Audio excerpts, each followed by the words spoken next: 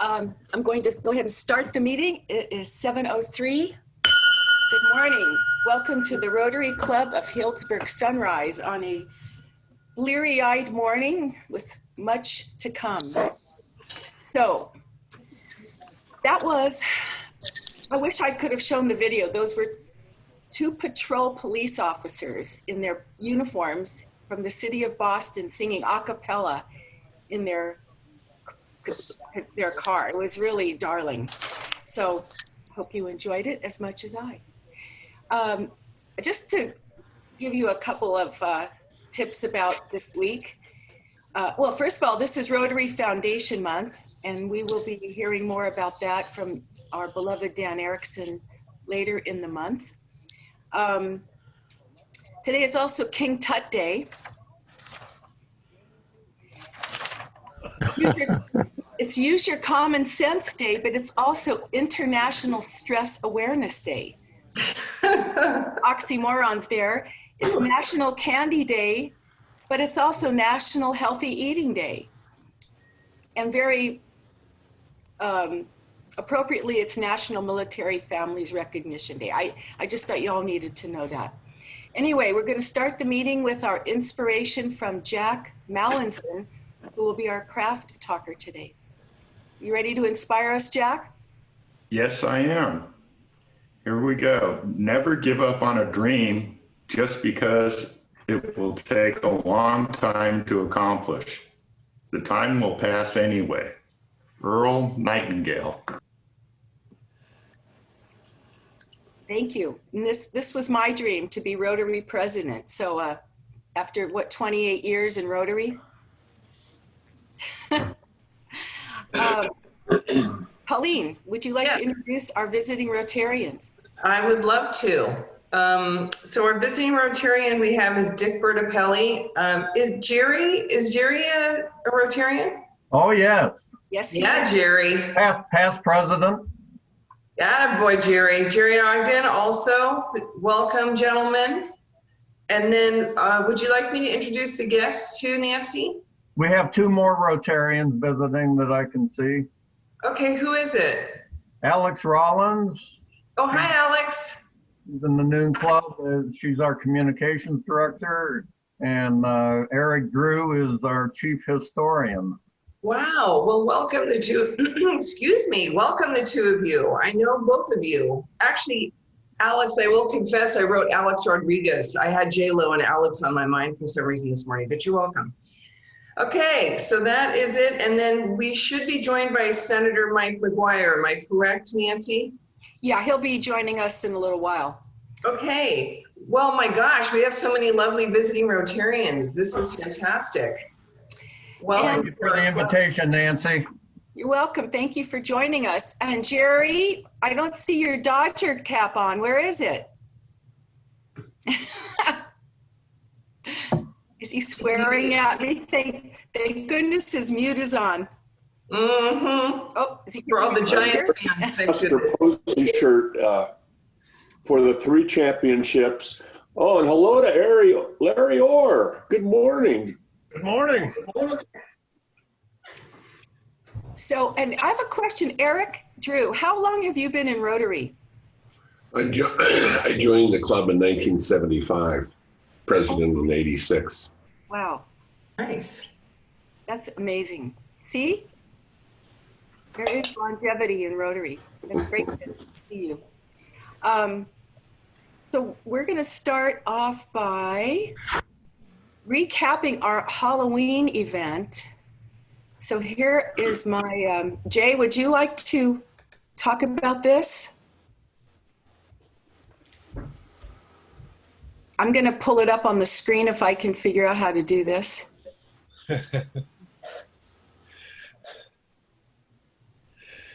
I think the thing that we learned is that Rotary is still relevant in the community. There we go. Can you see it? Yeah. Yes. Halloween. That's interesting that it should say we made it safe Halloween. Well, there's right there. We made, okay. I don't know. We're going to have to figure out how to do this stuff. Anyway,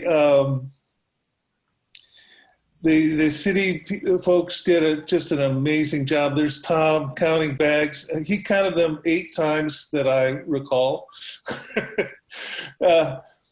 We had a big mix-up trying to get the right number, and we kept getting increased estimates about how many kids were going to show up. So Amazon and Oriental Trading were completely out of things, and it was just a scramble from beginning to end. But the community pulled through, our club pulled through.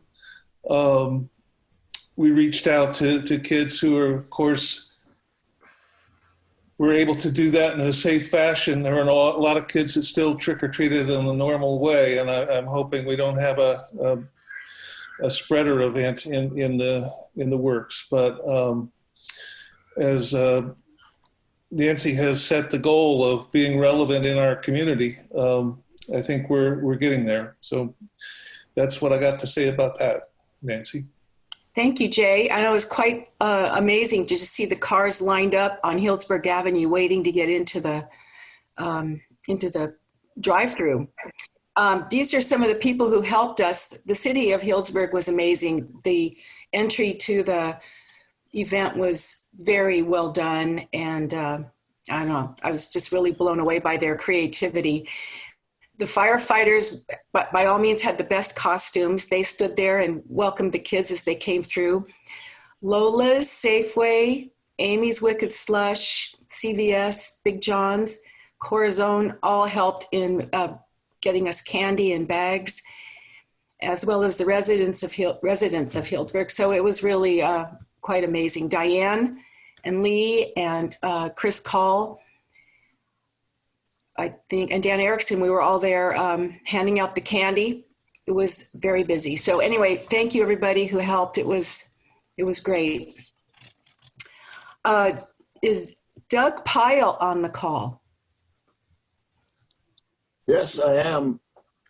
Okay, I wanted to, Doug would like to do a quick highlight of the Presents Project coming up for this Christmas. He's been okay. I'd like to share my screen. Can I do that? You should be able to share your screen. Okay. Did I cut myself off, or I'm pushing too many buttons? Anyway, we've received for our Presents Project a family of 6, 5 children and their mother to receive gifts from the club this year. Last year we did this for a family of 6 and had a wonderful response and got several thank you cards from them. We have another family this year. I've put it up on the screen. There are 5 children, and it appears a mother but no father in the family. Oh, geez. What I would like to do is I will email this out to you. Can you hear me? Yes. Okay. I'd like to email this out after the meeting today, and perhaps groups of 1 to 3 club members could get together and pick a family member and be responsible for all of their gifts. And then let me know what teams you formed, and I'll be sure that all the families are covered with the team. We don't have to get everything on the list, but as much as possible would be great. As you can see at the bottom, we have to avoid red or blue items because of gang affiliations or connotations. And all of the gifts have to be delivered to the Boys and Girls Club on Saturday, December 12th. They'd like them to all be compiled into 3 large bags. So we will spend a later day how we can coordinate gathering the gifts and having 1 or 2 people bring them to the Boys and Girls Club. Any questions on that or comments? For those of you who want to get this information now, just take a screenshot of your screen and save it, and you get the same thing that you'll get in an email later today. Thanks. Thank you, Doug. You know what? I'm sorry if I missed it, but did you say when you'd like to have this gathered? It has to be delivered on December 12th. Oh, okay. Thinking we would, set up a date maybe on the 18th after everybody's submitted their teams and their choices for recipients. Then we could set up times to deliver it either to my house or to someplace else where we could be sure that it all gets delivered in time. Sounds good. Thank you for getting onto this so quickly. I appreciate it. Okay, well, let's see if we are still looking for a sergeant at arms we can't replace our beloved Colleen, but to step into her shoes. So please give that some thought. How much fun Colleen has in the morning doing this? You two can have this much fun. Gotta have high energy, dance moves, preferably a Giants fan. These are some of the criteria I have for my filler. Doug, could you quit sharing your screen? I'm trying to get to that thing on my, I'm just going to sign out and come back in. It's too big of a mess right now if I can even do that. I'm not sure I can. You're screen sharing, new share, stop share. Okay, I think I'm done now. There we go. Did it. Excellent. Thank you. Thank you.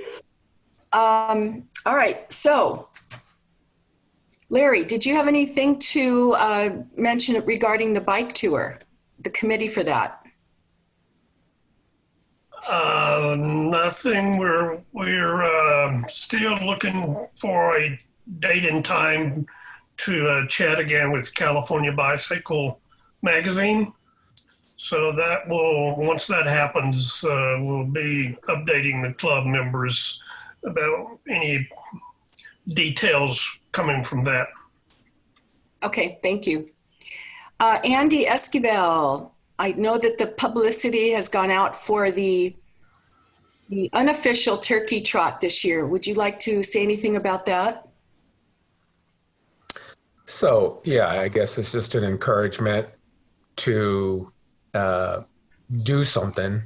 A lot of people do something athletic Thanksgiving Day morning anyway, so encouraging people to still go out and do something and giving people the option to donate to the scholarship or Redwood Empire Food Bank or Healdsburg Food Pantry.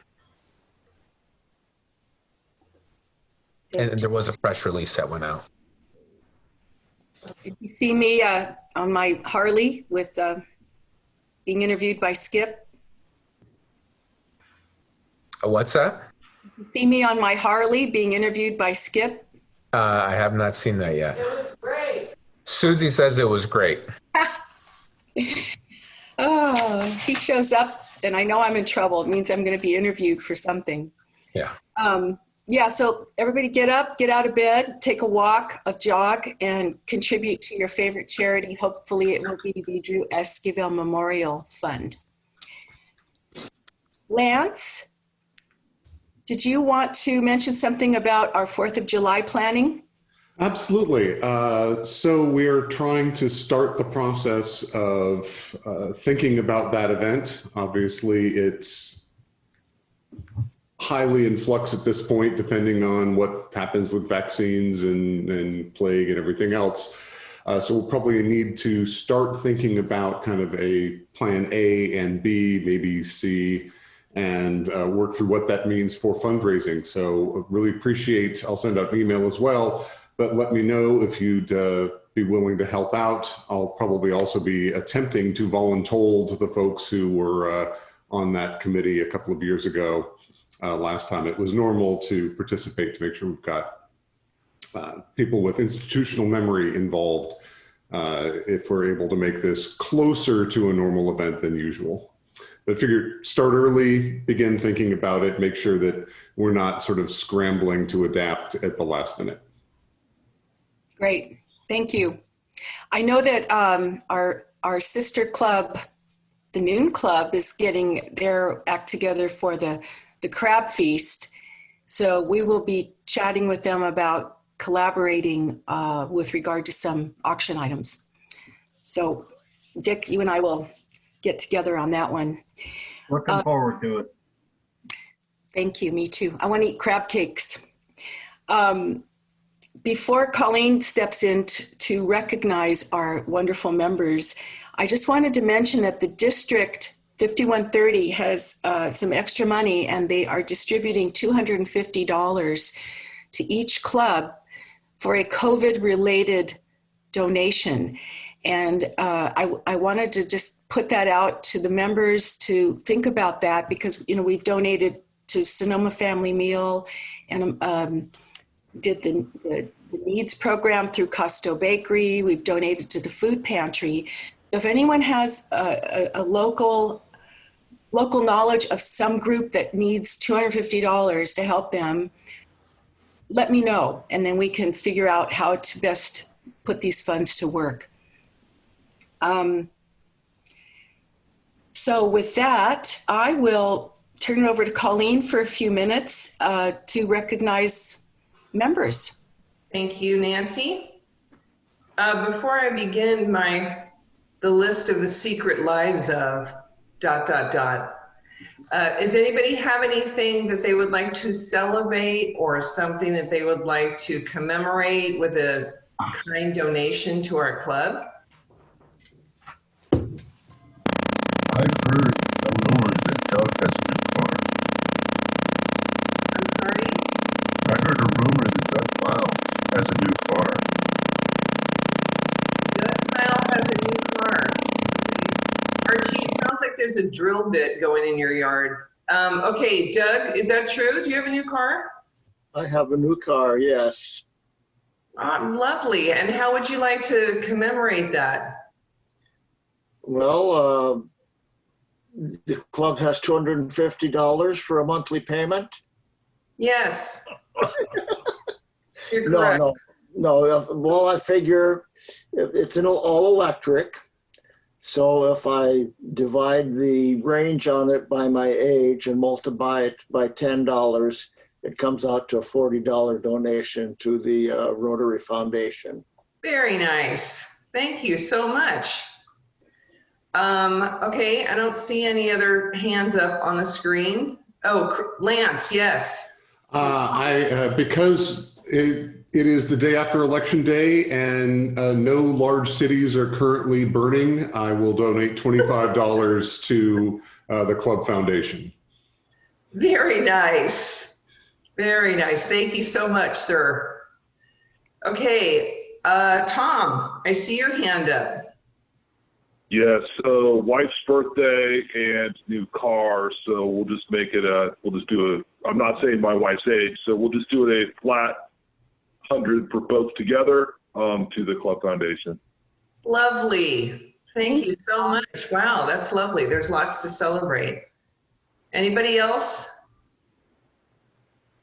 Okay, I must confess that I was successful in putting a bid in on a house in Washington. The bid was accepted, and the house is supposed to close on the 23rd of November. Whilst I still can't lift because of my surgery, you're welcome. Should be interesting to move stuff with no ability to lift, but these are small things. So I will give, gosh, I don't know, $50 to the club. Terry, I'll send you something on the slide, but I just wanted to let you know that that had happened. Okay, now to the secret lives of ... Does anybody know who is a beekeeper amongst us? And the person who is the beekeeper does not get a vote here. Yes, Dan. I'm going to guess Andy. You are correct, sir. For those of you who don't know, Andy Esquivel has a secret life of bees. He's the bee whisperer, as it's known on the streets. So be careful. Sorry. Okay, who is a bird watcher? Who's an official, like so dedicated that they actually post pictures of birds on their Facebook page? Anybody? Okay, that, my friends, is Jay Beckwith. Jay Beckwith is a bird aficionado and also, may I say, a master chef.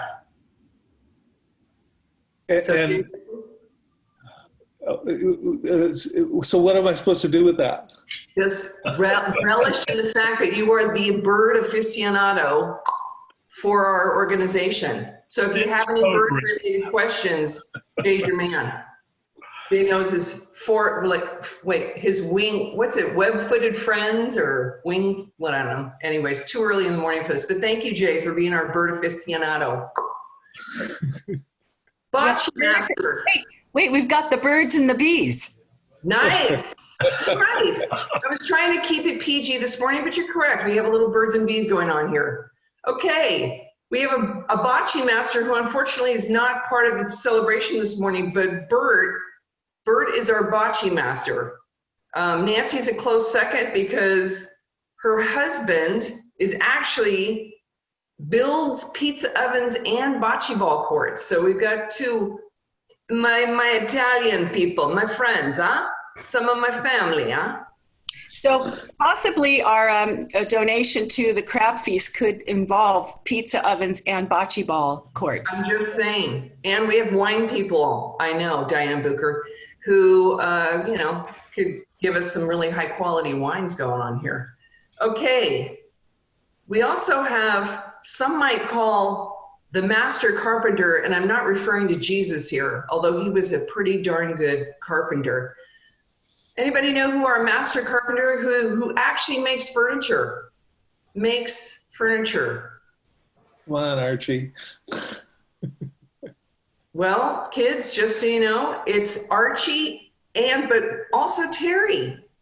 Terry, our treasurer, is a master woodworker.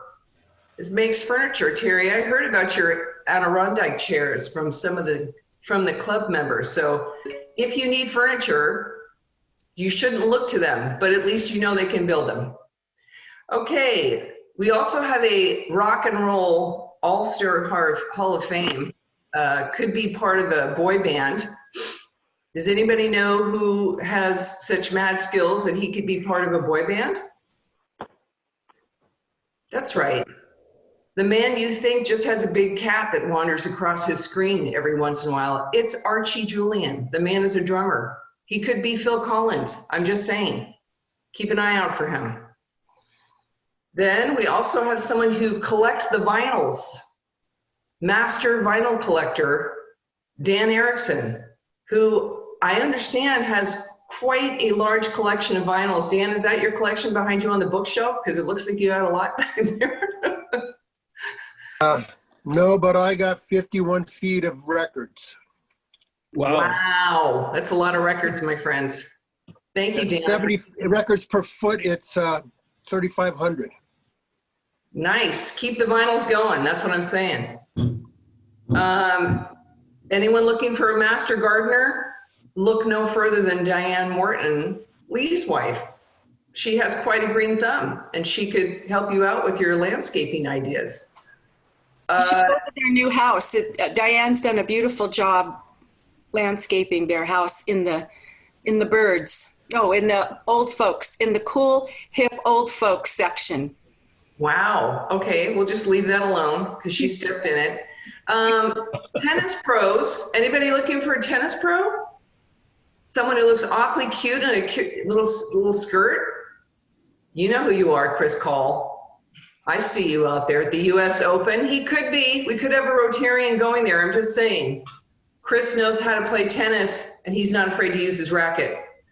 Okay, Diane, I'm going to just, people, I need you to look at Diane for a second, because Diane Booker, while we weren't watching her, is now become a trail runner. She's a trailblazer already. Let's just be clear about that. But she's also now a trail runner. And Diane, Please look there. How much weight have you lost since you've been doing these running?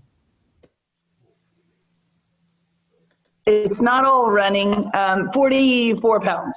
And I crashed last week, so I have a big bruise on my chin. But other than that, it's Trust me, great. I know a thing or two about falling. But anywho's, this is great. So these are the secret lives of not just bees, Andy Esquivel, but the secret lives of our clubs. You just never know who's lurking or crawling just beneath the surface, what kind of mastery we have out there.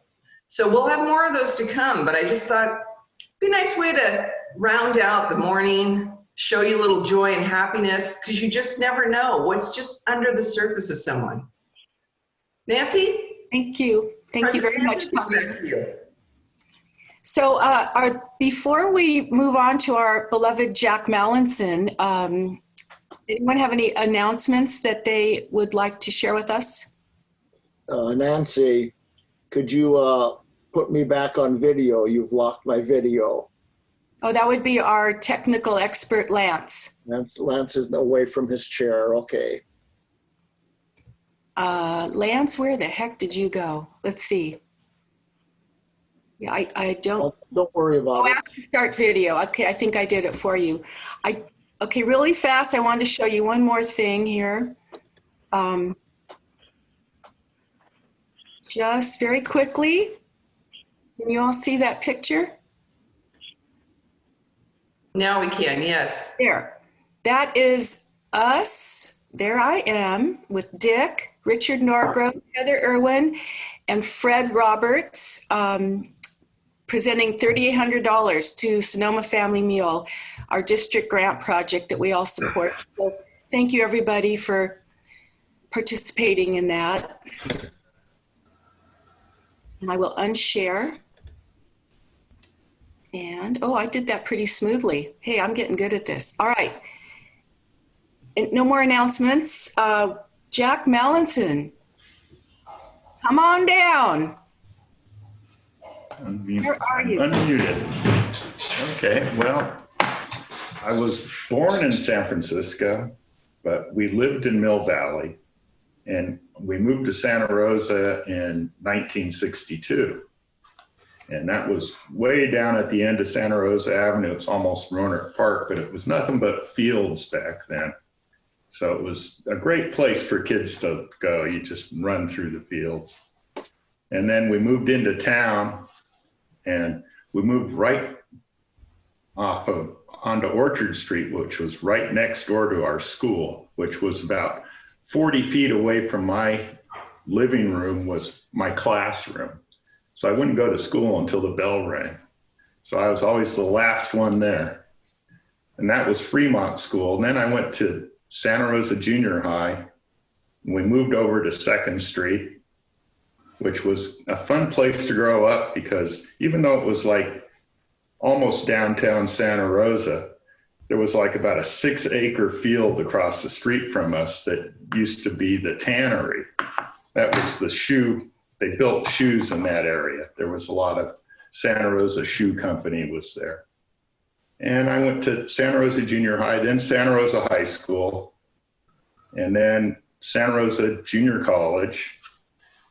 And my father was getting sick then and money was a little tight. So I got a job working at Industry West, I think in about 1977. And we were building commercial buildings. And I was just kind of a flunky because I was just a kid out of school. And they put me as a helper to the electrician guy. And I knew a lot more about electronics and electricity than this guy did. So I ended up, doing all the electrical work there.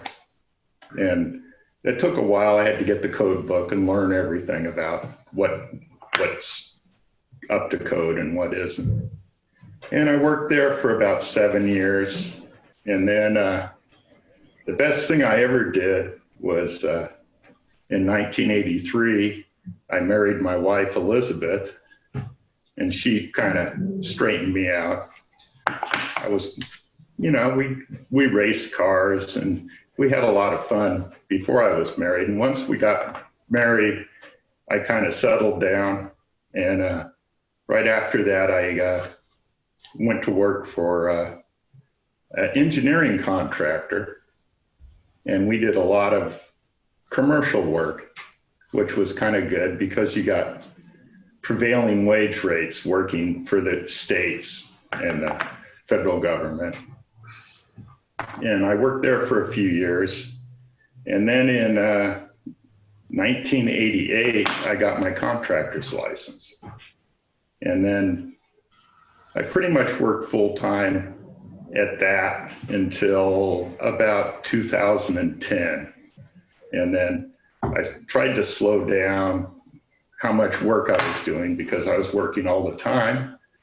And I just tried to work part-time, but that didn't work out. So I basically just retired after that. And my wife didn't want me working all the time anyhow. And then I was in Rotary. Archie got me in Rotary. And that's, you know, pretty much enough for my life here in Healdsburg.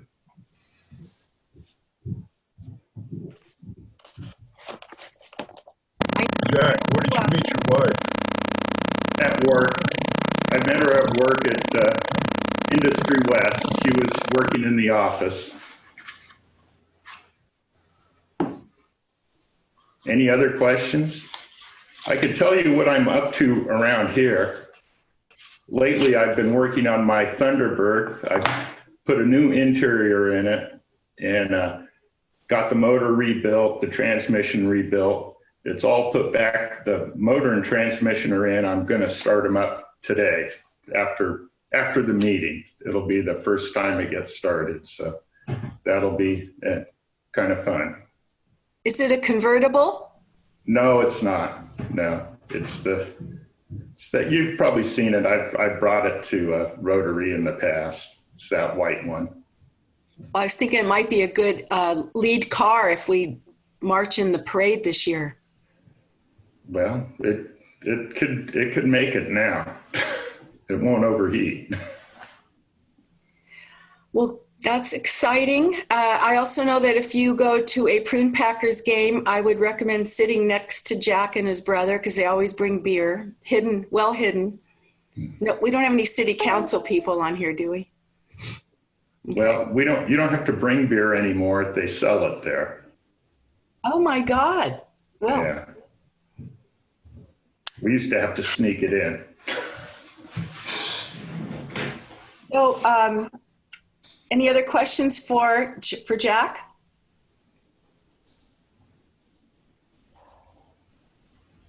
Dan? So Jack, what kind of construction projects did you handle when you were a contractor?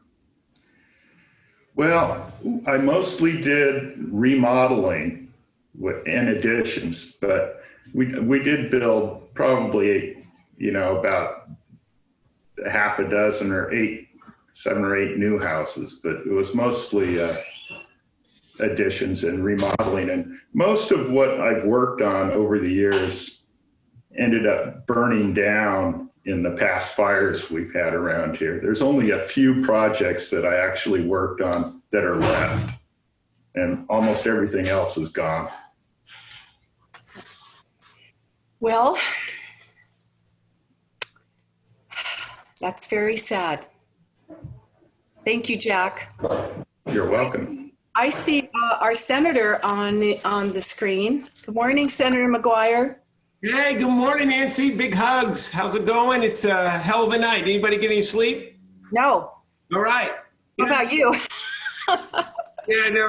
I'm hitting my second cup of coffee here.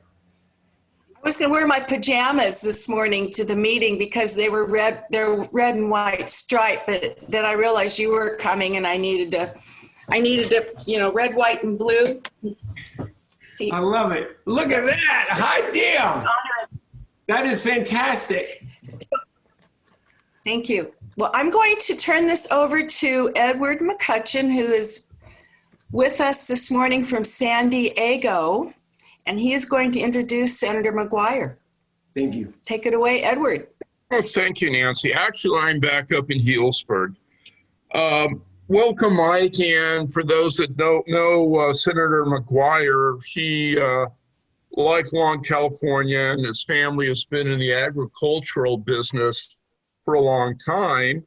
He was raised by his mom and grandmother, and Mike attended the Healdsburg High School and school system, and he's been hardworking. He was in the Healdsburg City Council for a long time, and currently he's the third highest ranking member of the California Senate and the youngest assistant majority leader in decades.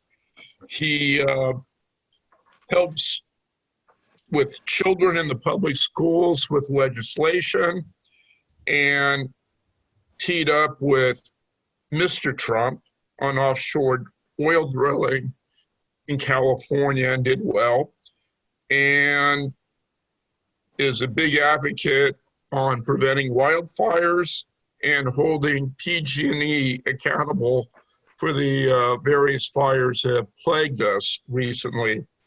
He's been very successful in securing resources for the homeless problem and building affordable housing in rural California. He resides in Sonoma County with his wife, Erica, and to his credit, Mike's a dog lover. He has a pug. And Mike, all yours. Hey, good morning, Edward. Thank you so much. Nancy, thank you. It's so good to see you. Edward is in the deserts of Fitch Mountain. That's the south side of Fitch Mountain right there. So it is so good to see each and every one of you. Thank you, one, for your incredible work on behalf of Healdsburg and Sonoma County. And if it's all right with folks, look, we are coming off and still in the middle of a historic election. And what I wanted to be able to do today is we could talk about what's happening in the state, but I think it would be more appropriate just to be able to start off in a non-political way, just talking about where we're at right now in the nation and what we should expect to see in the coming 3 to 4 days. And again, good morning, Dr. Pyle and Mr. Call. Good morning, Barbara. It's really good to see Mr. Drew, and always love seeing Jerry Ogden and Sean. Jerry is a diehard Giants fan. Good to see you.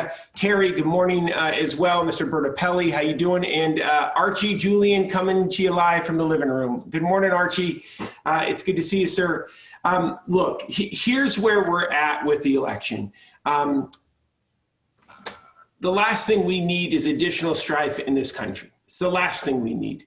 But what I want to say is that we have to let the process play out. So talking about the country as a whole right now, whether it's Joe Biden or Donald Trump, the United States Congress, the House or the Senate, none of those four entities, 2 individuals and 2 entities of our governmental institution, have the authority to be able to call an election, say that an election is over. They can't declare victory. And here's where the bottom line is. And here's where the law, what the law states. Each state, all 50 of us, we have laws on the books that provide officials a certain number of time to be able to count ballots, number one, and then number 2, certify the election. It's a patchwork of laws across the nation. Some states allow their local registrar of voters to begin counting at 8:01, like that's what we do here in California. We allow the processing to happen before, and then we allow the release results at 8:01. Same thing in Florida. In Pennsylvania, what they do is that they hold all the ballots, and then they start counting after the majority of those vote by mail ballots, after they report the day of ballots. So what we're seeing right now play out as far as counting the ballots, it is the law of the land in each of the individual 50 states. There is nothing abnormal about this process.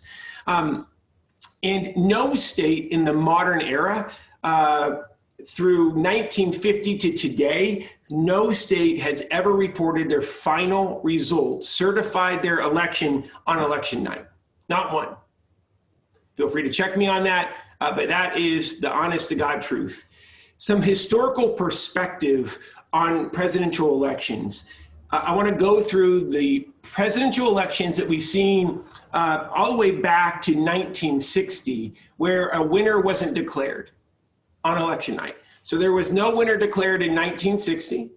There was no winner on election night. No winner declared in 1968. No winner declared in 1976. No winner declared on election night in 2000. No winner declared in 2004. And there wasn't a winner declared in our last presidential election in 2016 on election night. It is not abnormal. In fact, it's more normal than anything else that we see. What is abnormal is that we become so hyper-partisan in this damn country, and we can't work together. And we are in a dangerous spot, and it's unacceptable. If you take a look in the district that we live in our Senate district, we have some of the bluest counties and some of the reddest counties in the entire state of California. Trinity and Del Norte County voted for President Trump in 2016. The remainder of this district voted for Hillary Clinton. What's good about that is that's a reflection of America. And what we have to remember, and what I am so concerned about, is that we cannot continue to label ourselves as Democrats or Republicans, but we have to label ourselves as neighbors and Americans first. And I feel like that we have migrated away from that. So, and we now are questioning the tried and true process that has always made our democracy strong, acting like all of a sudden we are delaying the vote count for political reasons. It's absolute malarkey. That is not true. It is the normal process to let the vote count happen. And in California, the law is we have to certify here within 30 days of the election. That's the law here in California, and we're going to continue to follow the law. So that's what I believe you're going to see play out. And if there is any Supreme Court challenge, as long as the state has precedent and has allowed this to happen, it has a law in the books in years past, they will back that. And the reason I say that happened in Harris County, where Houston was. Harris County has always allowed early vote centers to be able to do drop off of ballots. The federal court and the Texas Supreme Court allowed that to continue this year because of past precedent, because there's a law on the books. If there's a state that's just doing it willy-nilly, then I do believe that state process would be thrown out. So I think that we're on very firm legal ground. And I say that because we've also checked in with our legal counsel at the state of California. There's precedent and there's a law on the books. All right, I want to move on from that to say, everybody buckle up. It is going to be a rough, I'd say 3 to 5 days. And in particular, it's going to be rough in Pennsylvania because they warned us that it's going to take 3 to 5 damn days to be able to get their election certified. And they gave us the red light and they were shouting from the top of the hills that it's going to take some time. We got to allow election officials some time. All of us have some patience and drink heavily during the day to be able to get through where we're at. And Jerry Ogden has already started that margarita at 7:04 this morning with Allison. Look at that. He says it's coffee. It's not coffee. Watch out. And then just very quickly, if it's all right with folks, we'd like to just talk about where we're at in California and with the propositions.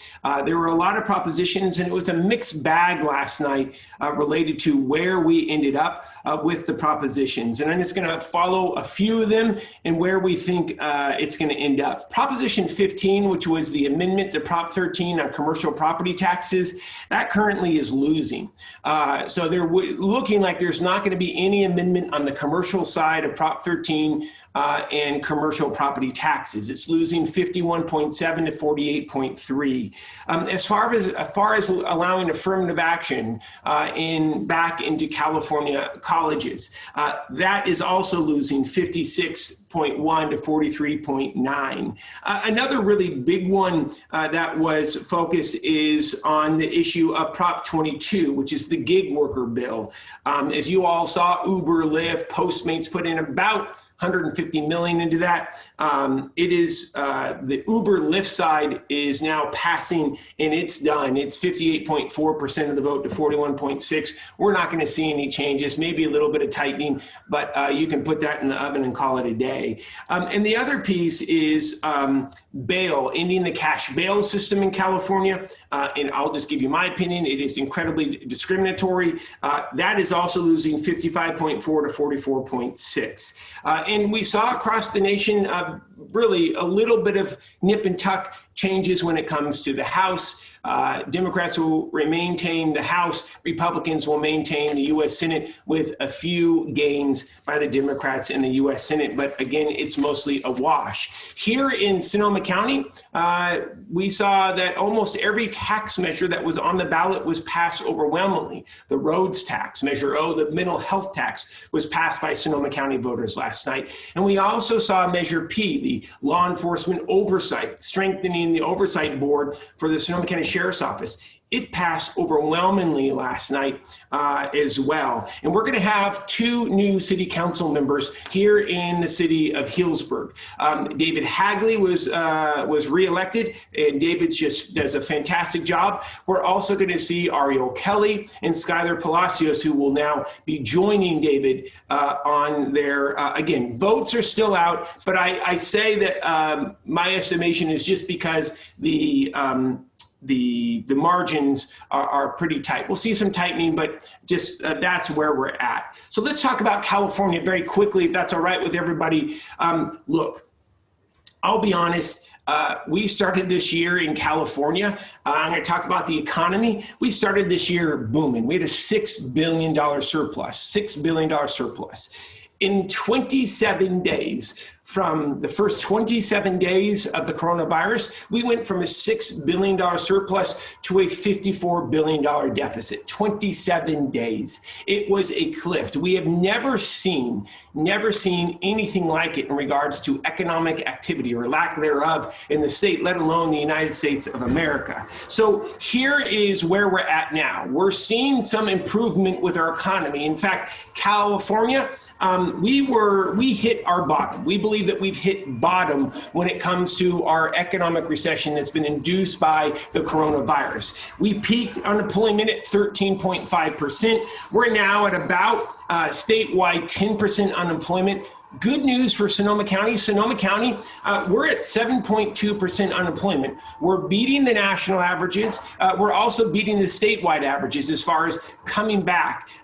I will share with you, though, here is where we have challenges in Sonoma County. We, just being honest about it, we did not follow many of the same protocols that the other 8 of the 9 Barrier counties went when it came to coronavirus. They were more aggressive when it came to the actual shutting down of different industry sectors. We cannot get out of purple. We got to get out of purple to be able to reopen restaurants at 25% capacity, to allow school districts to even have a discussion, to be able to reopen school, a hybrid option, in-person as well as distance. We got to get out of purple. That's a really big focus for us. You're going to see enhanced state support with the county, working in collaboration with the county to be able to get us out of purple and into that red, and then hopefully orange and yellow, as we see with all of our neighboring counties. I will say this, depending on what happens with the coronavirus, and I'd like to talk about that here now, we think that we're going to be in this recession statewide for the next 36 to 48 months.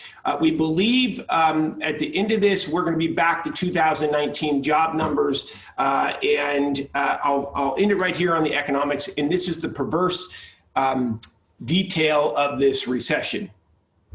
We're going to probably finish the fiscal year, which started on July 1st in California, with another surplus. Now, we've had to cut billions of dollars from our budget, but the richest in the state, the largest corporations, our bread and butter is capital gains taxes and property taxes. That's our bread and butter. It's income taxes from corporations and income taxes from individuals. We're probably going to finish with a $10 billion surplus in California. And the reason why I say that is so perverse is that we peaked at about 6.2 million individuals on unemployment. We have about 6.8 million individuals earning $20,000 or less here every year, yet we're still seeing the wealthiest in the state do better than they've ever done before, which is benefiting our tax economy here in California, because we base taxes, the more you make, the more you pay. And that is the perverse piece of all of this. All right, let's talk about coronavirus really quickly. And I'll just touch on a few other issues, wildfires and insurance, if that's okay. And if you need insurance, call Andy Esquivel at State Farm. So here we go. So on coronavirus, look, we got some challenges in front of us. California is a little better off at this point. Here's where we're focused. We are opening up a brand new lab. We got to get at least 200,000 tests every day across the state in our state testing sites to get an accurate read of where we're at with the coronavirus. Right now, we're testing 140,000 folks every day. We bought 100,000 square foot former lab space. We've hired a company to be able to run it. By the middle of this month, in November, we're going to ramp up another 40,000 tests. By the end of this year, we're going to ramp up to about 100,000 new tests. That will get us to 240,000 tests every day. That's what we need for an accurate count. Where we are incredibly challenged, a few fronts. Number one, we are short specialty plastics. We are short reagents, the liquids that go into the testing kits. And I don't want to be political, but we simply can't count on the federal government to secure those supplies. So we have entered into a contract with Oregon and Washington, and we are on the global market securing those supplies because we got to pick up the testing on the West Coast, and we are very focused on that. Number two, to be able to safely and strategically reopen schools, we got to get rapid retesting into the schools. Rapid retesting both staff, teachers, and classified administrators, as well as kids. That is going to be a significant focus for the state, and that is why we also need to ramp up our lab capacity. We just don't have enough capacity. Let's talk about where we're at with the virus. It is going to be a bad winter. I don't want to throw any hyperbole at it. We got some challenges in front of us. Two reasons for that. One, we got flu. And if you haven't got your damn flu shot, get the flu shot. And we're going to see an increase in coronavirus cases because we're all gathering indoors. It's slower in California, but we're seeing a surge in the Midwest, the Rust Belt, and the East Coast at this moment. So vaccine. Our UC system, our top infectious disease doctors in the UC system are always in contact with the Centers for Disease Control. Here's when we believe we're going to see a vaccine. The first 3 to 6 months of 2021. Now, I think that there is going to be a phased-in approach when it comes to a vaccine.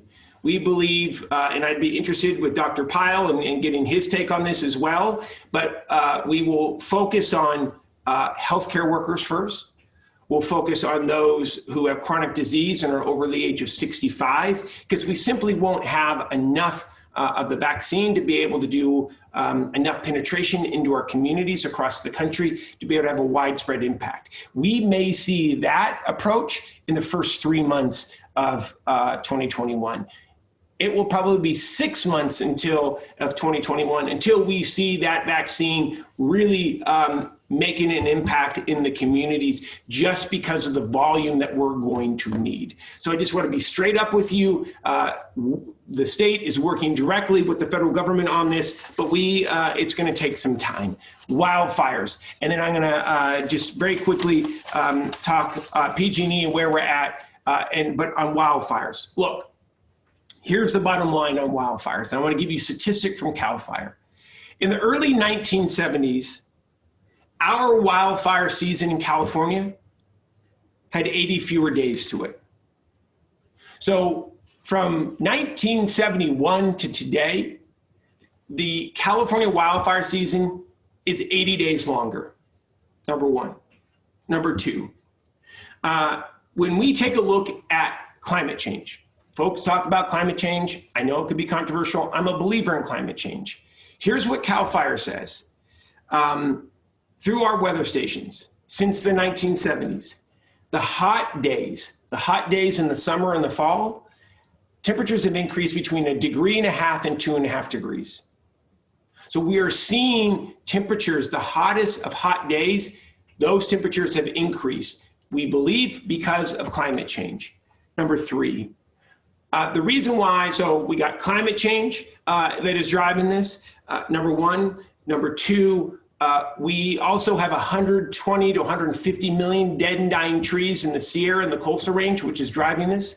Number 3, we're coming out of the worst drought that we've seen in this state in 1,200 years, which is expedited dead and dying tree death in the Sierra and the Coastal Range. And it has also dried our forests out significantly, which is, and especially in the forest floor. Number 4 driver of these wildfires, we have not kept up with forest management. We have not been keeping up on vegetation management, removing dead and dying trees, removing brush from roadsides to protect communities, which is a real challenge. And I'll just end it right here talking about why we're seeing what we're seeing. And I want to give you another fact about climate change. Since 1915, Rockies to the Sierra, our western United States snowpack has decreased by 21%. 21%. In California, we believe our snowpack in the Sierra will decrease by another 30 to 60%. The reason why that is a huge issue is it's going to open up more land to fire. Number 1, millions of acres. And number 2, 75% of all agriculture, they use that irrigated water from the snowpack. 60% of LA's water comes from the snowpack. We got big challenges. So what are we doing about it? Number 1, we're investing $200 million every year in vegetation management projects to be able to clear dead and dying trees, to be able to move forward in vegetation management, to keep our communities safe. We got to redouble our efforts. We got to get 400 to 500 million every year. We've just entered into a contract with the United States Forest Service where we're going to remove dead and dying trees, do vegetation management, remove all the low-lying brush in United States Forest Service land and Bureau of Land Management land around communities that are most under threat. Number 3, we need the United States Forest Service to get at least $300 million every year for forest management in California. If we take a look at the 33 million acres of forest, 57% is owned by the federal government. We have to get them putting some of their money in. The state has already invested $1 billion into federal land to be able to help with the dead and dying tree removal.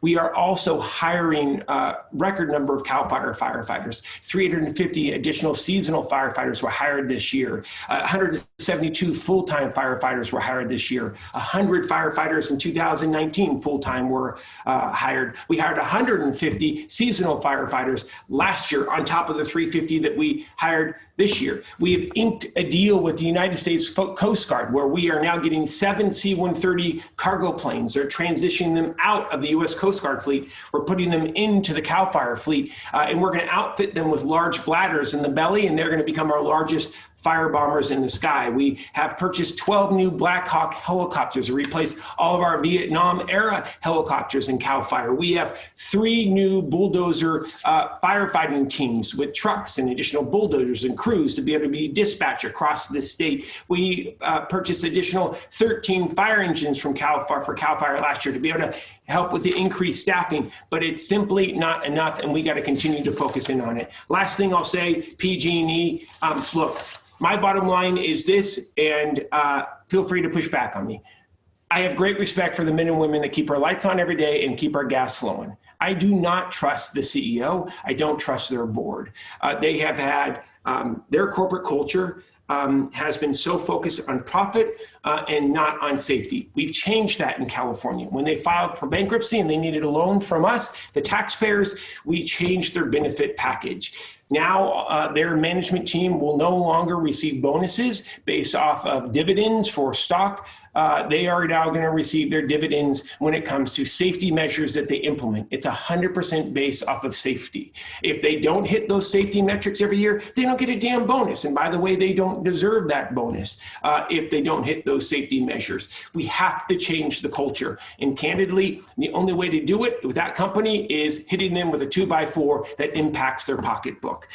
So Here's what I'll say. There has been some progress though with PG&E. Quickly, they've implemented a temporary generation at 62 substations in the hardest hit communities when it comes to the power outages. They have put out 500 large commercial generators. They're keeping these substations up and running in these communities to be able to keep hospitals lit, downtown cores lit, fire stations and police stations. Number two, they have installed hundreds of sectionalization devices. They put them on the line and they're able to literally target where they turn off the power. So they can keep Santa Rosa on, but they can turn off the hills. It allows them to be strategic. They didn't have that before. So they've installed hundreds of them. They have hundreds more to go, but they've made improvement this year. Three, they're finally turning off their damn transmission lines. And the reason why that is important, and they didn't have a strategy on that, and I'm just going to be candid, the Kincaid fire started with a transmission line. The fire in Paradise started with the transmission line. They turned off their distribution lines, what we see in our communities, in our neighborhoods. They weren't turning off their transmission lines. It's more expensive, it's more challenging, yes, but they finally have implemented transition line strategy. Last thing I'll say, the most important what they've done, they have beefed up their meteorology department. They are now able to better pinpoint wind events. They've also purchased software that CAL FIRE uses that is able to tell the corporation about fire spread within 20 minutes. It's from a firm called TechnoSilva. If a line hits the ground, they will be able, within 20 minutes, to be able to tell local authorities how fast that fire is going to move, in the brush in which the line went, how many crews are going to be needed, how many neighborhoods will need to be evacuated. CAL FIRE has it, Southern California Edison has it, San Diego Gas and Electric has it. They've had it forever. PG&E just got it, and that has been a big benefit as well. I will say they're not making these investments out of the goodness of their heart. They're being forced to by the state, but it should have been done decades ago. I'm going to stop talking. I've yapped on too damn much. I want to say again, thank you. Thank you to each and every one of you for your commitment to Healdsburg. I want to hear your comments, your criticisms, your concerns. And I just want to say thank you for allowing me to do this job. It is the best job that anyone could ever have. We have gone through some incredibly challenging times together, and I promise you, every time my feet hit the ground, I remember what my grandma said to me. Work hard, you got to work together, and you never take no for an answer, especially for those in Healdsburg, and that is what my number one goal is. I'll turn it back over to Nancy and open it up for any questions. Well, thank you, Senator. And thank you. I wish you'd up your level of compassion, though. I mean, you're just, very enthusiastic when it comes to the job you do. No, that was great. I would like to open it up for questions. I also have my CAL FIRE pilot son here watching you today. Oh my gosh, he's back from Alaska. He is. How you doing, Mike? Hey, Papa, what the heck's going on? How you been doing? Doing just fine, thanks. Thank you for your work. Yeah, no problem, man. It's been a little busy this year. Just a little bit, yeah. How many air hours did you clock? I didn't even count. I cannot imagine. It is so good to see your face. Oh my gosh, it's been so long. I've been hearing occasional updates from your mom, who is so proud of you, by the way. But it's so wonderful to see you. Yeah, you as well. I texted, I said, you ought to come down here and watch your old buddy here. Hell yes. What a treat. Anyway, let's open it up for questions. Anybody, I'm sure, looks like Jay and Barbara. Morning, Jay. Good morning. Could you speak to the issue of early childhood? That's a vexing problem because those kids are vectors of infection. Yeah, thank you. Would you like me to talk, Jay, about how we're focused with the virus on that and what our goals are for early childhood education, both protecting kids and staff? Well, that and the whole economics, they've got fewer kids and they're still very, very underpaid. And the staff is a real issue. Absolutely. Jay brings up a really good point. And Jay, I'm going to give you the final word on this, and please push back if you think I'm wrong. Look, number one, we are short thousands of both childcare slots in California, and we are short thousands of slots for preschool, especially for low-income parents. And California has been very focused over the last 4 years to be able to increase the number of subsidized childcare and after-school slots and preschool slots through our Department of Education grants. That said, it's not enough. In fact, we've added back, we cut thousands. We are now a net positive 4,000 from the recession in which we cut. So we finally have increased by another 4,000. There's estimates that we are going to need at least another 20,000 childcare slots here between Fresno and the Oregon border alone to be able to just keep up with demand. So, and those folks who are working in preschools or working in those childcare programs, they are paid maybe $15 an hour. And it is low pay. And I just want to talk about this. 2/3 of minimum wage earners in California are women. 2/3. And the reason why I bring that up, and I want to say this, Jay, and I'll turn it back over to you. Look, until we pay women what they're worth, families are going to suffer. That's right. That's why we passed the strongest equal pay law in America here in California. And we have to focus especially on those positions that impact kids. So there has been discussion about increasing the wage and the subsidy for childcare and preschool teachers. Jay, I'm being honest with you. I don't know if it's going to happen in this recession as we currently are in, but it is absolutely critical that we do that. And I'll turn it back over to you, Jay, for your feedback. Well, the thing that I've been focused on is adverse childhood experiences, and this just ratchets it up for these kids between that and they're having to not be able to touch each other. I mean, the emotional and psychological developmental traumas are just off the charts. Jay, you're right. You're absolutely right. We have significant challenges here in Sonoma County. The highest rate of adverse childhood experiences, sexual abuse, physical abuse, drug use in the home, et cetera, is in Humboldt County. It's the highest in the state of California. They also have the highest rates of childhood homelessness, highest rate of childhood poverty per capita, and the highest rate of homelessness in the state, third highest in the country. So we've just secured about it's a $2.5 million grant for Humboldt, $2.5 million for Mendocino, who have some of the highest rates, to be able to increase counseling for soon-to-be homeless or homeless families, to be able to focus on childhood trauma. And we also have secured a grant for tribal governments, because where we see the highest out of any other demographic in the state are on reservations. So that's another big focus. But Jay, I am so happy to hear you focus on ACEs. It's a passion of mine. It doesn't get enough attention. And Jay, I am so appreciative of you highlighting that, because it impacts a kid. And let's just be honest, it impacts that kid and will impact their kids if they're challenged with ACEs. Right, Jay? Yes. Thank you, Mike and Jay. I want to keep moving along. I know Barbara Rosen has a question and Will Seppi has a question. So Barbara, go ahead. Morning, Barbara. Good morning, Mike. We had Chris Vanden Heuvel speaking to Rotary about COVID in the schools. And one problem for them is that the school system has to pay for the COVID testing, which doesn't exist in a large enough extent anyway.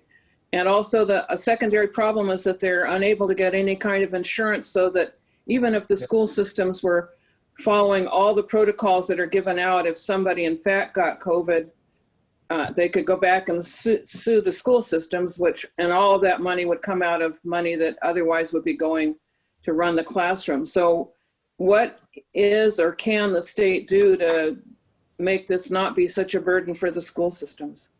Now, Barbara, it's great. I'm going to hit the testing and also hit the liability questions, and thank you for that.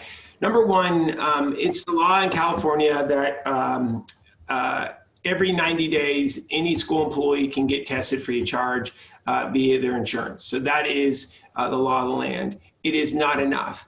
And when we were talking earlier about needing to be able to get rapid retesting into schools, that's where this state needs to focus. We have to be able to get rapid retesting for employees free of charge for school districts. So that is a big project they're working on. I'm going to be really blunt with you, and it's not a good answer at this point. We don't have enough testing space. That is why we went and purchased this 100,000 square foot lab, and why we're ramping up. And the schools will be a big component as far as the results coming in and out of that lab. So we're on our way. It is not a great answer because we don't have it fully ramped up yet. Number two, on liability. There was a bill that was advanced this year to be able to protect school districts from liability from the coronavirus. It didn't pass. It didn't even get a hearing. I think there's a happy medium of this. If the state has minimum standards that schools have to hit, and those standards are complied with, then liability relief would be granted. But universal liability relief for schools, even for some bad actors, and I'm not saying that schools will be bad actors, but if there are, it will just never pass, because businesses and schools have to do the right thing on that. So, Barbara, I will say there's another piece of legislation that's coming forward that will establish what those minimum standards will be. School districts hit it, they will be granted liability relief. And if they don't, then litigation could be advanced by parents or staff themselves. Barbara, I'll give you the last word and see if that answered your question. Oh, no, that's fine. I mean, as long as it passes, it'll be fine. Absolutely. It's good to see you. You doing okay? Oh, well, no. Well, let's not go there. Barbara, I'm with you. Okay, Will, I know you've been waiting patiently. Thank you, Mike. Hey, Mr. Seppi.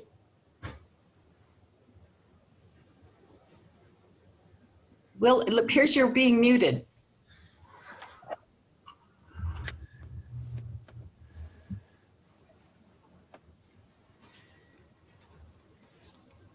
Hey, Will. We can't hear you, Will. Hey, Will, text me the issue. Okay.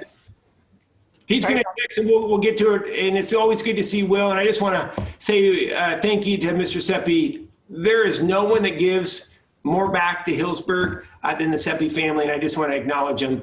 And he makes a damn good macadamia nut tort. And it's been a tradition. And I'm looking forward to Thanksgiving because we will eat 6 of those at our dinner. So very grateful to Mr. Seppi.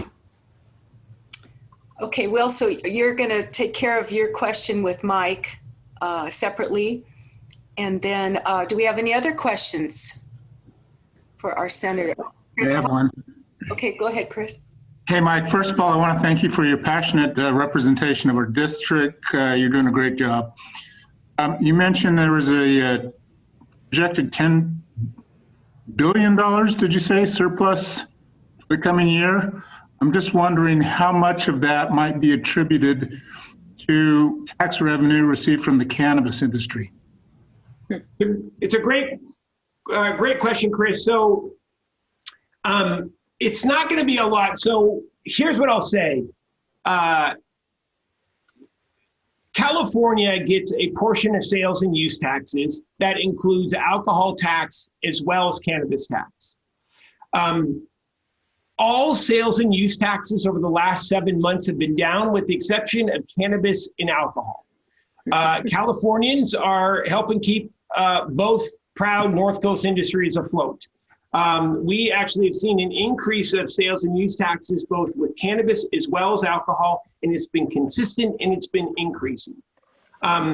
So we don't see a significant amount of the cannabis tax quite yet. We're still probably, and by the way, Chris, this is my own editorial. It's probably going to be another 5 years until we see a significant increase in regards to cannabis taxes as the market continues to mature in California, the legal market. and we continue to go after those who are unlicensed. But we are seeing increased revenue. But really where the bread and butter of the state is, it's personal income tax and it is corporate income tax. And that is what's driving the record growth in regards to record growth coming back from the abyss, I might add, right? But what's helping with the surplus is because those who have resources are kicking tail more than they ever have. Chris, I'll give you the final word though on that. No, I think it's. I think you're right on. I think it's a $7 billion industry in California, and the problem is getting some of the illegal operators to come into the sunshine and pay their taxes. Yeah, Chris is spot on, and I'll say 20 seconds or less. There is a significant effort underway to be able to root those who are not licensed or have gone through the compliance process out.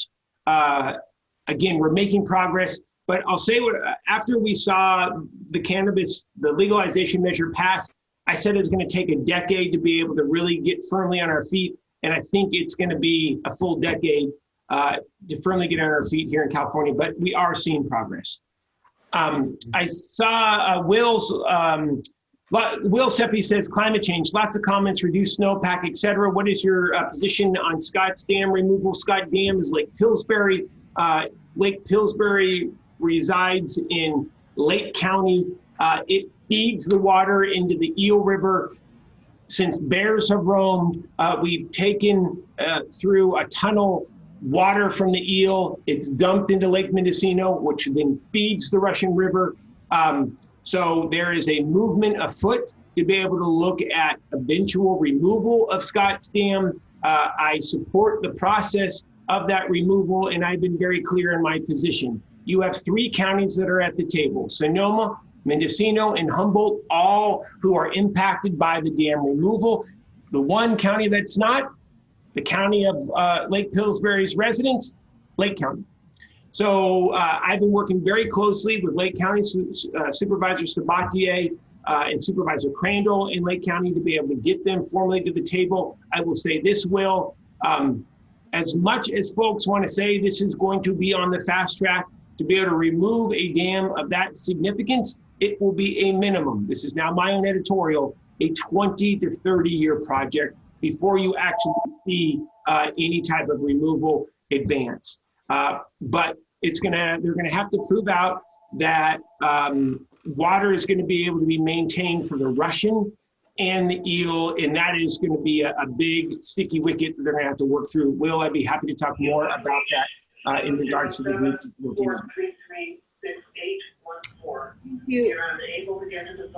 I don't know who's needs to be muted there. Sorry about that. It's 8:17. Gone over. I appreciate it. Wow. Mute themselves. This outage is affecting 790. Sorry about that. No, it's a power outage. It's all good. Anyway, Mike, I wish we had 2 hours because this is very interesting, and I'm sure people have many more questions.